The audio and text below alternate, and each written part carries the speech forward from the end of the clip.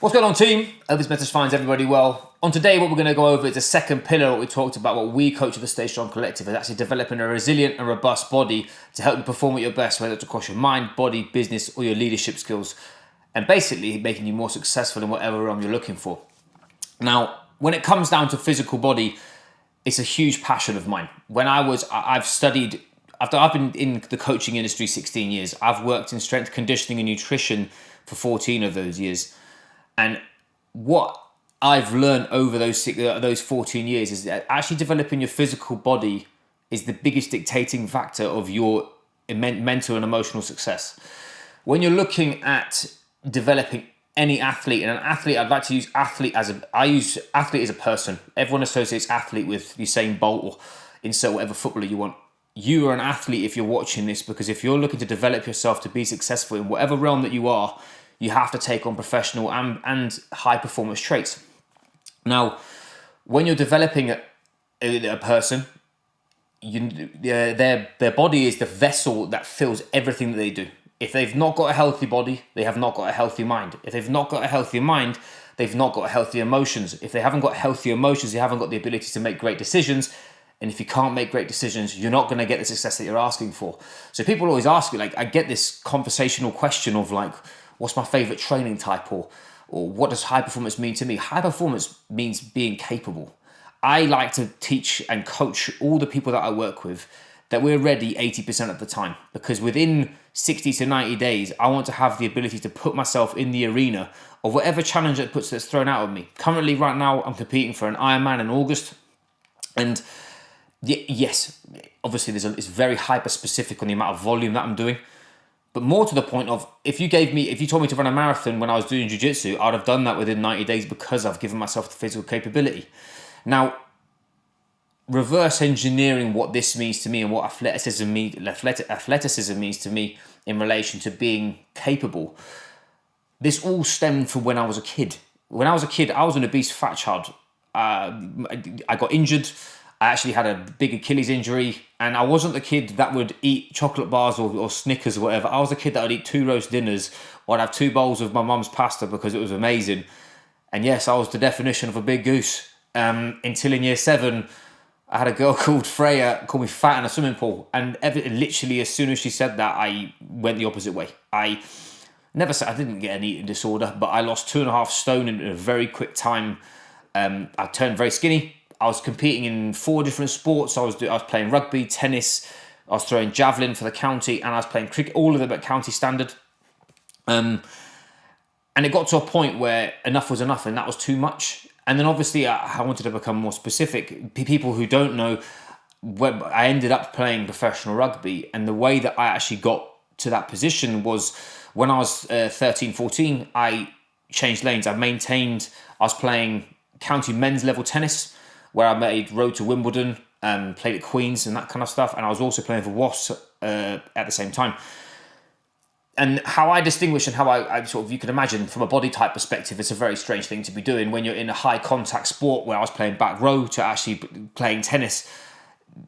The trade-offs that I was having were warranted at that age, but it got to a point when I was 15. As I said, I got to road to Wimbledon, and I stepped on court with this small little Asian kid who was about 4 foot nothing, and he looked about 11, and he absolutely smashed me.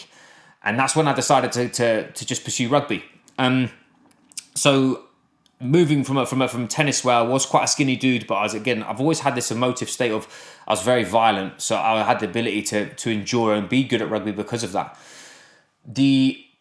When I made 16 years old and moved to Hartpury, the game changed. I suddenly went from being good at rugby at Wasps Amateur League to Hartpury, where I was a nobody, went into the 3rd team.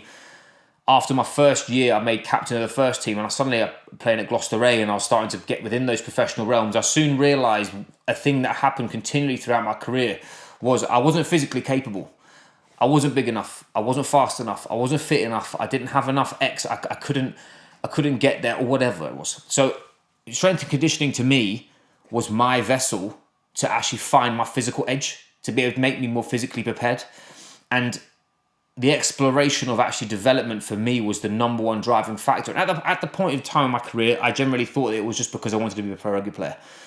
looking back, my personality traits now is I'm very self-mastery driven. I want to master my own destiny in all realms of my life, right? Not just the physical, but a mental, emotional, spiritual, vocational, financial. I want to elevate myself in those realms. But at that point, I was never, whatever I was chasing, something was lagging. So I'd get quicker, but I wasn't big enough. I'd get bigger and I wasn't fit enough. I'd get fitter and I wasn't quick enough again. It was one of those things. And I think I got to a point where I loved training. I loved the journey. I loved the challenge of getting better. And that's what got me into the gym.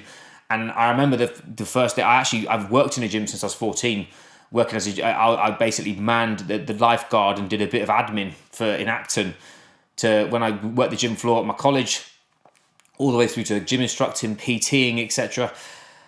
Strength and conditioning has always been a performance-driven endeavor. I've always wanted an outcome. I always wanted to be physically prepared. I always wanted to have that. I don't like to use harder to kill mentality, but it literally was. I wanted to be the toughest fucker I could because I had the ability. I wanted to be able to compete at the highest level, which for me was in the arena of rugby. Zooming out and fast forwarding a bit, after I played pro, I had a major knee injury. My ex-partner at the time, I just signed my first rugby contract for Doncaster Knights, pre-season obviously. I was getting into the groove, 8 weeks in, going really, really well. And I went back home. I used to have a livery yard for horses. And my ex-partner was getting trampled by it. Obviously, I got involved, ended up basically catching it and getting her out of the way. Long story short, I'm holding its head and it was just as if the whole world had stopped. I knew it was going to come and turn on me. I've let go of its head and pushed its head away. It span on a sixpence, put 2 feet in the side of my knee and snapped my leg fully in half. I did my ACL, PCL, my MCL. So, excuse me. At the point, I didn't feel any pain. I was screaming. I just remember screaming like a banshee, and I hobbled out of the arena we had, and I didn't know what to do. I rang my mum, and I was screaming my head off, and she thought I was joking. Like she was like, "Well, why are you like laughing? Not half laughing." And I was like, "Mum, I'm done. I'm disabled. I can't ever play rugby again. I'm fucked." Is the term. And I remember sitting in the hospital with my knee straight, and the doctor coming and grabbing my feet, and he said, "Mate, don't worry, it might just be your MCL." And he pulled my leg, and it went here, and it just kept on going, and it just kept on going. And I had laughing gas on, so obviously it was hilarious. But that was probably one of the biggest points in my life where that was a real coming to Jesus moment. And again, I'm not religious, but I saw everything that I'd been doing wrong, and that's another story around emotions and being able to sort of trust your gut and stuff. But from a physical standpoint, I was told I wasn't going to play rugby ever again, probably. And I probably wasn't going to be able to run properly. I probably wasn't going to be able to do any physical endeavour. Yeah, use your legs. And I just said to the doctor at the time, I was like, just tell me I've got a chance. And obviously, from an insurance perspective, he had to say no. He's like, mate, I can't tell you you're going to do any of those things again. And at that point in my life, I literally said that was it. There was no other fucking option but to play rugby again. And I read a book called The Secret, which people that listen to the law of attraction, they think of that it's a big whooshy, wishy-washy thing. But at that point in my life, when I was trusting my body, I had to project that I could do it. I had to say to myself that I could do it. I had to say that I could physically get my leg back. I can't feel my leg now. Long story short, 10 months later, I stepped onto the field and played my first game of rugby where I was told I wasn't going to again. And nobody will see the rehab. Nobody will see how much effort I put into it. Nobody will see the times where I was literally strapped to a bed with someone physically manipulating my knee, trying to break down scar tissue, and me screaming to get an extra 2 inches not 2 inches, 2 degrees of flexion back, just so that I could run. That point where I stepped onto that rugby pitch was the first time where I actually realised that your body is an adaptive organism, and whatever you tell yourself up here, you will see it in other realms for yourself. And I'm not this big, if you see it, you could believe it, you can achieve it, dude. I'm really taking action, you can achieve it, dude. But I followed the process. I did everything I possibly could to make sure that I could get my knee back better. I had 3 operations to get back running. I did everything. I had no option. And I think that gave me the edge from a physical standpoint because I was willing to fucking die, which is, looking back, was probably a little bit barbaric. But at that point, where I'd waited my whole life to play pro rugby, and someone said that was never going to happen, there wasn't a choice. I lost everything else. Me and my ex-partner, we decided to split.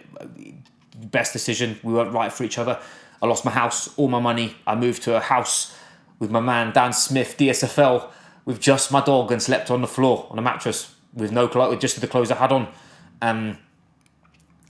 But reverting back to my physical story, this is where this endeavour has happened. Obviously, I've played rugby. I've got to a point in my rugby career 6 years later where I'd had enough. Started Brazilian Jiu-Jitsu, and that then took me on a new journey about what training was, because Jiu-Jitsu is a very different ball game to rugby. It's still a contact sport. It's still aggressive, but it's more around being more adaptive in odd positions. And that's probably where my coaching took off too. I started my coaching company working for YouFit in Singapore, and that's where I started realising that strength and conditioning was across all realms. It wasn't just a strength and combat sport athletes. It wasn't just against people that were in tactical units. It wasn't just for people that wanted to smash the fuck out of themselves to make themselves feel better. What training was a progressive plan for somebody to be physically prepared for whatever challenge they're doing. And hence why now I work with everyone from tactical athletes, rugby players, MMA fighters, BJJ athletes. I work with ultra endurance runners, Ironmen. I've got some people doing different challenges that are from rowing across the coast to coast in New Zealand, because physical preparation comes down to fitter, faster, stronger, leaner, and capable. And that's where this high performance piece ends. And this is where it's a never ending cycle of becoming more and doing more. And hence why I've always believed that my physical body will carry my mental fortitude, which will carry my emotive state, which will make me have better decisive decisions, ultimately being more successful. Stay tuned, guys. On episode number 3, what I'm going to be going over is actually how I forged my coaching process and my business, and how that can apply to you. Take care.